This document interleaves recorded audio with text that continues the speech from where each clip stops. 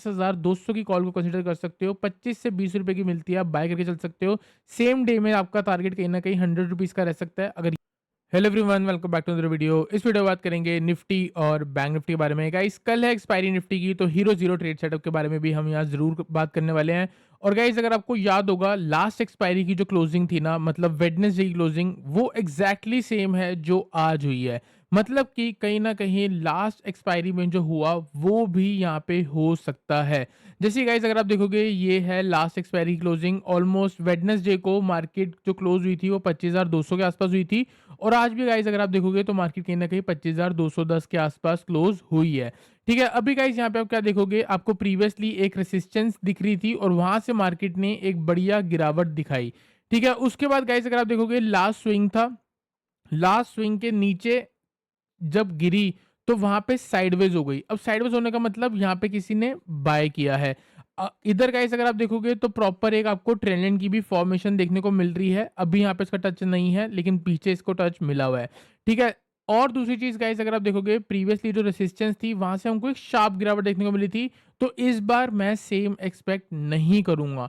यहाँ पे मैं बिल्कुल भी एक्सपेक्ट नहीं करूंगा कि कल मार्केट 25,100 पे चली जाएगी। उसका रीजन ये है गाइस, अगर यहाँ पे सेम ये जो है ना, ये माइंडसेट जो है ना लोगों के पास होगा, लोगों को पता है कि 25,250 के आसपास से मार्केट में रेसिस्टेंस आती है और वहां से गिर सकती है। तो इस टाइम पे क्या होगा, बहुत सारे रिटेलर्स यहाँ पे सेल करना शुरू करेंगे और इस हाई के ऊपर कहीं ना कहीं अपना स्टॉप लॉस मेंटेन करेंगे। और फिर क्या होगा, जब मार्केट नीचे से रिवर्स करेगी तो एक स्पाइक यहाँ पे जरूर देखने को मिल सकती है। इन लोगों का स्टॉप लॉस जब ट्रिगर होगा तो वो स्पाइक आप कह सकते हो एक्सटेंड भी हो सकती है ऑलमोस्ट 25,360 तक कल। अगर ये मूव हमको दिखती है तो गाइस कल का हीरो जीरो पक्का मैं कह रहा हूँ कॉल ऑप्शन साइड में रह सकता है। ठीक है? दूसरी चीज, लेवल्स कौन से हैं उसको भी प्रॉपर रिस्पेक्ट करेंगे। अभी मैं आपको ओवरव्यू दे रहा था, अब बात करते हैं गाइस हम यहाँ पे प्रॉपर लेवल्स के बारे में। गाइस अगर आप देखोगे तो यहाँ पे आपको 22 तारीख का एक हाई देखने को मिला था, प्रॉपर मार्केट नीचे गई थी। और आज अगर आप देखोगे एक गैप अप हुआ है। मॉर्निंग में मार्केट 2-3 घंटे साइडवेज थी, उसके बाद हमको ब्रेक मिला, फिर वापस रीटेस्ट हुआ और फिर कहीं ना कहीं अप ट्रेंड में मार्केट क्लोज हुई है। इसका मतलब मार्केट ने एक लास्ट स्विंग भी ब्रेक किया है और ऊपर आया है। तो इसका मतलब ये है, ये वाली जो मूव है ना वो कल एक्सटेंड हो सकती है। अगर ये एक्सटेंड होगी तो आपको कल क्या करना है, कल सिर्फ और सिर्फ बाय ऑन डिप पे फोकस करना है। अगर यहाँ पे करेक्शन आती है तो नीचे जो भी सपोर्ट है उसके पास हम जाके बाय कर सकते हैं। तो गाइज यहाँ पे अगर हम सपोर्ट के बारे में बात करें तो एक बहुत अच्छा सपोर्ट है 25,180 से लेके 25,160। ये वाला जो है ना, जो प्रीवियसली रेसिस्टेंस बन रहा था, इधर भी रेसिस्टेंस बना है, आगे ये चाहे तो सपोर्ट बन सकता है। तो इस लेवल पे आप चाहो तो बाय कर सकते हो। और अगर बाय चांस मार्केट थोड़ा और नीचे आती है तो 25,150 से लेके 25,140, मतलब कि यही बात है कि इस पूरे जोन पे आप बाय कर सकते हो। नीचे से ट्रेंड लाइन भी है, वो यहाँ पे आपको एक एरिया ऑफ कॉन्फ्लुएंस बनेगा। एरिया ऑफ कॉन्फ्लुएंस का मतलब वो होता है एक ऐसा एरिया जहाँ पे मल्टीपल सपोर्ट हो और एक ट्रेंड लाइन जारी हो, कोई ईएमए भी जारी हो और वहाँ पे फिबोनाची के भी लेवल हो। तो एक जगह पे जहाँ पे दो या दो से ज़्यादा सपोर्ट या रेसिस्टेंस क्रिएट होता है, मतलब एक ऐसा एरिया जहाँ पे मल्टीपल चीज़ें आ जाती हैं, उसको एरिया ऑफ कॉन्फ्लुएंस बोलते हैं। और वो एक बहुत स्ट्रॉन्ग लेवल होता है रिवर्सल आने का। तो आप ये मान के चलो, अगर कल मार्केट मॉर्निंग में नीचे गिर रही है तो वो सिर्फ और सिर्फ एक बाइंग अपॉर्चुनिटी होने वाली है। उस डिप पे आप चाहो तो बाय करके चल सकते हो। जब तक आज का डे लो के ऊपर मार्केट चल रही है, आप कल सिर्फ और सिर्फ बाइंग के बारे में सोच सकते हो। जो भी कल का बियरिश व्यू होगा वो 25,090 के नीचे होगा, तो कंसीडर सेल बिलो 25,090। यहाँ से मार्केट 100 पॉइंट ऊपर है तो चांसेस कम है ये वाला ट्रेड हमारा यहाँ पे हिट होता हुआ दिखेगा।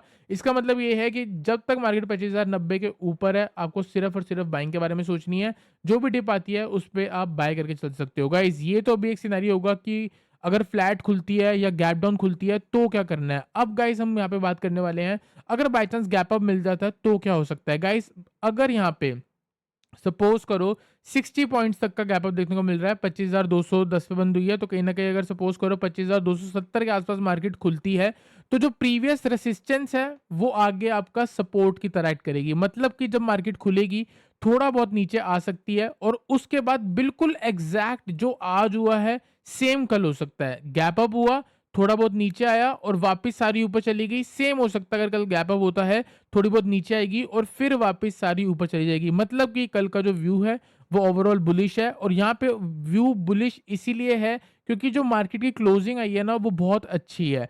अगर मार्केट की क्लोजिंग कहीं न कहीं इस ब्रेकआउट के ऊपर होती, तो यहाँ पे आज वेडनेसडे को 3:30 बजे लोग क्या एक्सपेक्ट कर रहे होते उसके बारे में बात करते हैं। अगर ब्रेकआउट के बाद यहाँ मार्केट ऊपर आती तो रिटेलर्स जो 90% लॉस करते हैं, वो यहाँ पे सोचते हैं कि ब्रेकआउट हो गया है, कल पक्का मार्केट ऊपर जाएगी, ठीक है? तब उन लोगों का माइंडसेट ये होता। अब भी रिटेलर का माइंडसेट क्या होगा कि मार्केट रेजिस्टेंस के नीचे खड़ी है, तो पक्का कल इसका रेजिस्टेंस लेके नीचे आ सकती है और हो सकता है फ्लैट खुलने के बाद थोड़ा बहुत उनके फेवर में भी जाए ताकि वो और कॉन्फिडेंस हो जाए और उसके बाद उन लोगों को ट्रैप करके मार्केट सारी ऊपर आ सकती है। तो कल मैंने गाइस आपको बता दिया है 25,180 से लेके 25,160 एक ये वाला ज़ोन अगर फ्लैट खुलती है या फिर थोड़ा बहुत गैप डाउन खुलती है। बाय चांस अगर मार्केट ऊपर गैप अप खुलती है तो आपको सिर्फ आप 25,250 से लेके 25,200 इसी वाले ज़ोन पे बाइंग के बारे में सोच सकते हो और यहाँ से जो ऊपर के टारगेट होंगे वो फर्स्ट टारगेट आपको 25,300, नेक्स्ट टारगेट 25,350 एंड 25,400 तक का टारगेट हो सकता है। और गाइस अगर एक्सपायरी थोड़ी ट्रेंडिंग रहती है तो कल 25,500 तक के भी लेवल आ सकते हैं। इसके पीछे का रीज़न ये है गाइस जिस ज़ोन पे अभी मार्केट घुसने वाली है वो ज़ोन को अगर मैं आपको दिखाऊँगा तो वो थोड़ा फास्ट ज़ोन है। मतलब इस लेवल पे मार्केट तेज़ मूव करती है। जैसे कि आप देख सकते हो ये रहा आपका 25,500 का लेवल और आप देख सकते हो एक दिन में ही कितने पॉइंट गिरी, 150 पॉइंट गिरी। तो मतलब ये 150 पॉइंट मूव आई और थोड़ी देर बाद और मतलब अगले दिन भी आपको गैप डाउन। मतलब आप ये देख सकते हो कि विद इन फ्यू कैंडल्स मतलब एक ही दिन है, अगर ये वाली कैंडल को अवॉइड करे तो आप ये मान के चलो कि एक ही दिन में 200 पॉइंट गिर गई, ठीक है? उसके बाद गाइस अगर आप देखोगे तो पहले भी मार्केट इसी ज़ोन पे बहुत शार्पली ऊपर गई हुई है। ये 250 है, आप देख सकते हो 250 का ब्रेक हुआ, एक शार्प अप मूव देखने को मिली 25,400 तक। तो ऑलमोस्ट 150 पॉइंट मॉर्निंग में ही हमको देखने को मिली है, वापस डिप आई और फिर मार्केट ऊपर गई है। तो आपको जैसे मैं बता सकता हूँ, जैसे मैंने आपको पहले बताया है, जिस रेंज के अंदर मार्केट जैसे पहले बिहेव कर चुकी है, आगे भी वैसे ही बिहेव करती है। अगर आपको इसको थोड़ा बैक टेस्ट करना है तो आप बैक टेस्ट कर सकते हो। देखो, ये सपोर्ट को टच करा, शार्प अप मूव है। सिमिलरली ये जब ब्रेक हुआ एक शार्प गिरावट देखने को मिल रही है, ये ब्रेक हुआ फिर से शार्प गिरावट देखने को मिल रही है। यहीं से आप देख सकते हो एक शार्प अप मूव भी देखने को मिल रही है। तो मतलब कि ये जो लेवल है 25,500 से लेके 25,350, यहाँ पे मार्केट थोड़ा फास्ट मूव करती है। तो हो सकता है कल अगर 25,350 क्रॉस होता है तो एक फास्ट अप मूव में आपको कहीं न कहीं 25,400 से लेके 25,500 भी जाती हुई दिख सकती है और ये बहुत ही ज़्यादा एक्सट्रीम केस है। अगर जिस हिसाब से मार्केट स्लोली आजकल चल रही है तो आप ज़्यादा एक्सपेक्ट मत करो, ये ट्रेंड लाइन तक का टारगेट रख सकते हैं हम 25,350 मैक्सिमम। अगर इसके बाद बाय चांस अगर दोपहर तक यहाँ पहुँच जाती है 12-1 बजे तक, उसके बाद अगर फ्रेश ब्रेकआउट मिलेगा तो हमको एक उम्मीद होगी कि कहीं न कहीं मार्केट 25,450 तक चली जाए। तो गाइस आपको मैंने ट्रेड बता दिए हैं, 25,200 के आस-पास बाय कर सकते हो अगर गैप अप होता है और अगर फ्लैट खुलती है, थोड़ा बहुत नीचे गिरती है तो 25,180 के आस-पास आप कहीं न कहीं बाइंग के बारे में सोच सकते हो। तो गाइस आई होप आपको निफ्टी एनालिसिस क्लियर हुआ हो। चलते हैं गाइस बैंक निफ्टी पे, बैंक निफ्टी एनालाइज़ करेंगे। गाइस बैंक निफ्टी देखोगे ब्रेकआउट के कगार पे है। ब्रेकआउट हो सकता है। प्रीवियसली यहाँ पे रेजिस्टेंस थी, इधर भी रेजिस्टेंस है, एक शार्प गिरावट आई, फिर आप देख सकते हो एक शार्प गिरावट आई।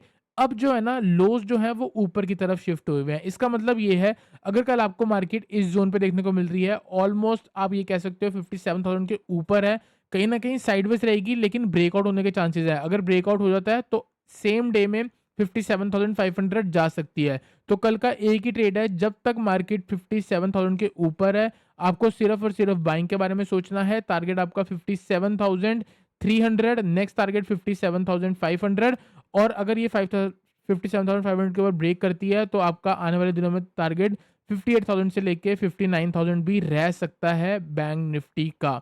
ठीक है? तो गाइज़ आई होप आपको निफ्टी और बैंक निफ्टी एनालिसिस क्लियर हुआ हो। और गाइज़ अब बात करते हैं हीरो ज़ीरो ट्रेड सेटअप के बारे में। यहाँ पे हम वापस से चलेंगे निफ्टी पे। निफ्टी में गाइज़ अगर आप यहाँ पे देखोगे, अगर एक बार मैं निफ्टी यहाँ पे लगा देता हूँ। निफ्टी में गाइज़ अगर आप देखोगे, अगर जैसे कि दो ट्रेड जो मैंने आपको बताए हैं, इस लेवल पे अगर आप इन द मनी में ट्रेड करते हो तो आपको नॉर्मल ट्रेड हो जाता है, उसमें आप स्टॉप लॉस लगा सकते हो। अगर आप आउट ऑफ द मनी की कॉल ऑप्शन सेलेक्ट करोगे तो देयर आर हाई चांस कि उनका स्टॉप लॉस 0 रख के आपको ट्रेड करना पड़ेगा क्योंकि वो हीरो ज़ीरो ट्रेड बनेगा। अब हीरो ज़ीरो का स्टॉप लॉस मैंने आपको बता दिया है, ज़ीरो होता है। 25,180 के आसपास से आ रही है, तो आप 25,200 की कॉल को कंसीडर कर सकते हो। 25 से ₹20 की मिलती है, आप बाय करके चल सकते हो। सेम डे में आपका टारगेट कहीं न कहीं ₹100 का रह सकता है। अगर ये ब्रेक होता है, शार्प अप मूव देखने को मिलेगी और कहीं न कहीं 25,300 तक का टारगेट आ सकता है।